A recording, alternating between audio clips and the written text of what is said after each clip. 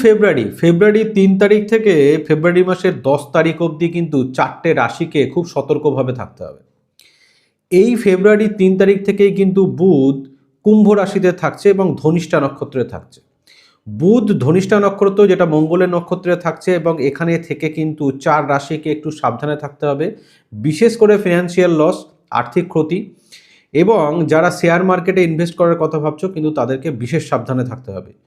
এই যে 4 রাশির কথা বলবো, এই 4 রাশির যারা আছো তাদেরকে যে কোনো প্রকারের ইনভেস্টমেন্ট করার আগে কিন্তু ভাবনা চিন্তা করেই করতে হবে। যদি তোমার জন্মছকে বুধ ভালো অবস্থায় থাকে তাহলে কিন্তু এই প্রভাবটা একটু হলেও কম পাবে, কিন্তু যদি খারাপ থাকে বুধ তাহলে কিন্তু এই সময়টা এই 4 রাশির জন্য একদম ভালো নয়, বিশেষ করে আর্থিক দিক থেকে কিন্তু একদমই ভালো নয়।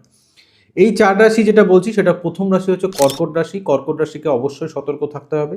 2 নম্বর হচ্ছে সিংহ রাশি, তাকেও সতর্ক থাকতে হবে। 3 নম্বর হচ্ছে মীন রাশি, যার সাড়ে সাথে চলছে, তাদেরও কিন্তু 3 তারিখ থেকে 10 তারিখ অবধি সময়টা কিন্তু ভালো না যে কোনো প্রকার ইনভেস্টমেন্টের জন্য। আর 4 নম্বর হচ্ছে কিন্তু বৃশ্চিক রাশি।